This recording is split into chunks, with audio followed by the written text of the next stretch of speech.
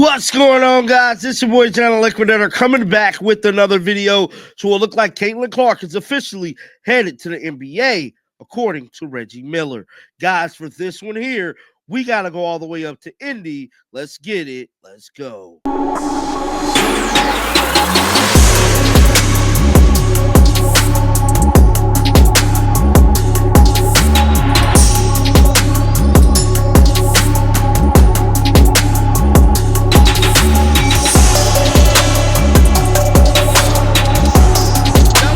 NBA ratings has definitely been a topic of discussion this 2024 basketball season. And a lot of people have been saying that they need to figure out a way to implement Caitlin Clark into the league to save the league at some point. Well, I'm here to tell you, dog, it's looking like Caitlin Clark is on her way to the NBA. Now, there has been back channels discussions about Caitlin Clark participating in the NBA All-Star Game.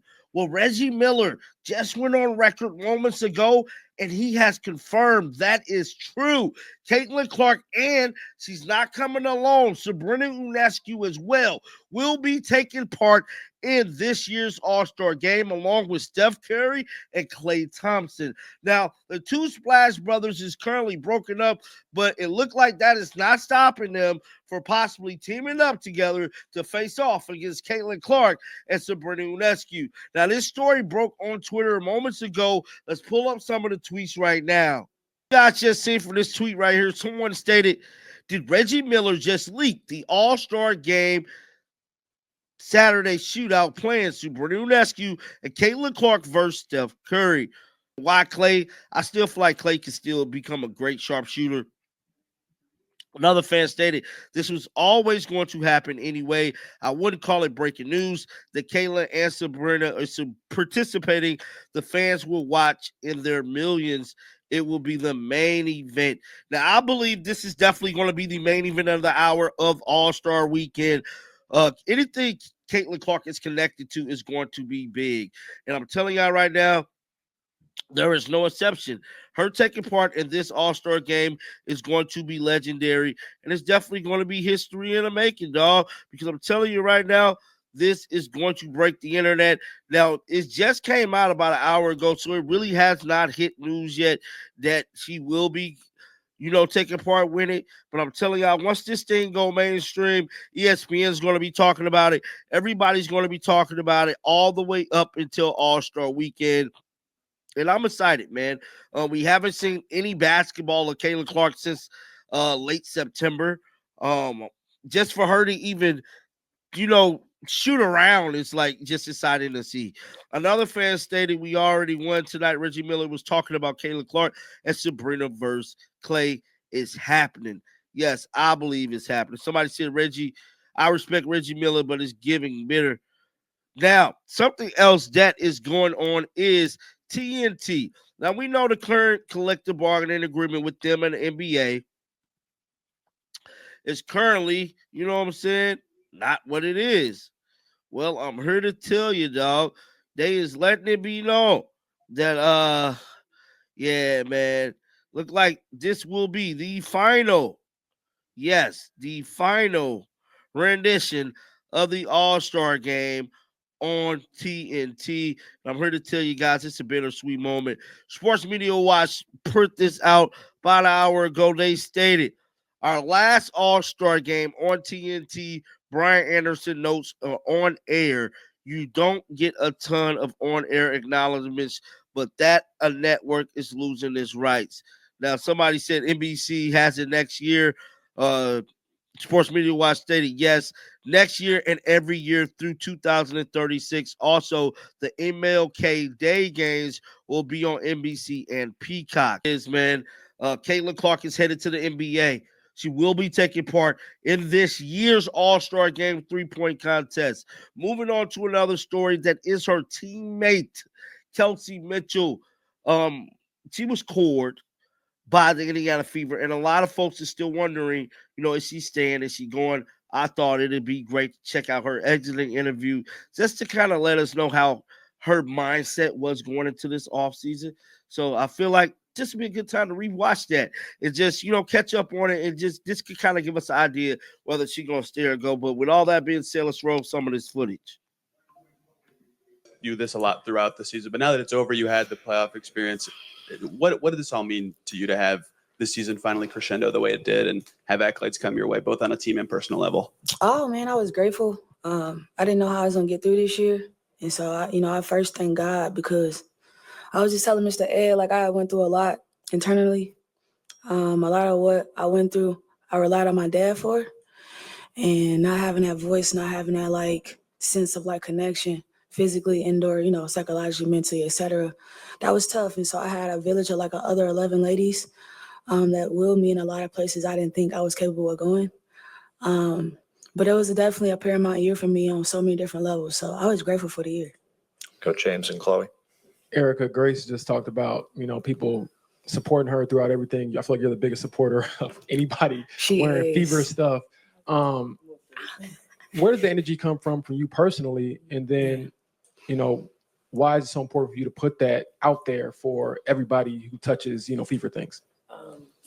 One, I'm probably the most experienced player on this league. And I think the ones that came before me that taught me the way would be disappointed if I didn't. So one, I'm always trying to make the people that helped me along the way proud. And one, my energy just comes from my mom. My mom is an energy person. My family. If you go to a family cookout. Yes, the whole family. It's a burst of energy. Nobody is really calm, probably the baby only if they sleep. But other than that, it's turned up. But the energy comes from that. And then me just trying to help where I can help. Like I said, I've been in this league for a very long time. 10 years sound crazy. And I've been through so many things. So I notice, like, when players are down and when they need, certain things, and I just try to give it in any way I can. We'll go Chloe, then Christine. Yeah, Kelsey, Christy earlier talked about how important you've been, just especially this year. And, with your contract expiring after this season, would you be interested in re-signing or coming back to the organization? It's definitely a lot of emotions and thoughts that flow through my mind. I think that everything for me is so fresh that I don't know what I need and what I'm going to do, but I know that when the time comes and the opportunity is right for me to make those decisions, obviously I've always had a home in Indy, so it could potentially be a home for me again. But I think right now the switching dynamic of my family and everything, I got to do what's best for me. And, that's no hanging my hat on one team or another, but I think it's specifically for me. I got to be selfish about that process. And when when I know, you'll know. So we'll see. Christine, then we'll go to Dana. For both of you, you both are veterans and have had amazing careers. You've also had the opportunity to be mentors, especially with this very young team, right? And with AB and now, of course, Caitlin. Is there a moment, or can you just speak generally or specifically about that role, watching them work together with you guys, of course, but anything comes to mind of how you helped Caitlin or AB or both of them, and so, of course, also helping your entire team. Thanks. EW, you want that one? I can take it. I think you guys know from before this even started, I was helping Caitlin.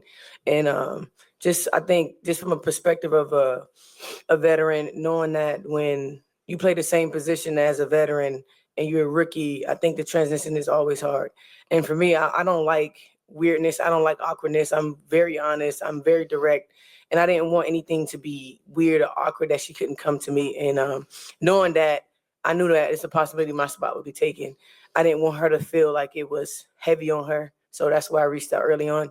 And like you asked about A, B, and C, I think you guys saw it. I mean, it was some days where it was very freaking awesome, and there was some days where we struggled, but that's just the name of the game. That happens. And they're young. AB's only 2 years in the league. Mm-hmm. Caitlin's months in the league. It's not even a year yet. She's only months in the league. So I think with time, it only going to get better. And as you saw with time after the break, it got better. So the future is very bright for those two. We'll go Dana, then we'll go Scott on the left. I wanted to get your guys' thoughts on Alyssa Thomas's comments and if you've seen any of that firsthand. No, what was the comments? Oh, Alyssa Thomas came out and said that the Fever fan base was racist. I mean, we can't control what someone else says. Like, for the more I think that for us, we err on the side of professionalism in a lot of different ways, and we can only control what's in our organization within our people. And that, I mean, me personally, we don't condone those kind of things. No, what. That was some of the interview of Kelsey Mitchell hanging it up with the Indiana Fever 2024 season. I want to know your thoughts down in the comment section. Keep them bells on because I'm going to bring you news. And until next time, dog, shake the haters off. I'm out of here. Peace out. Shake the haters.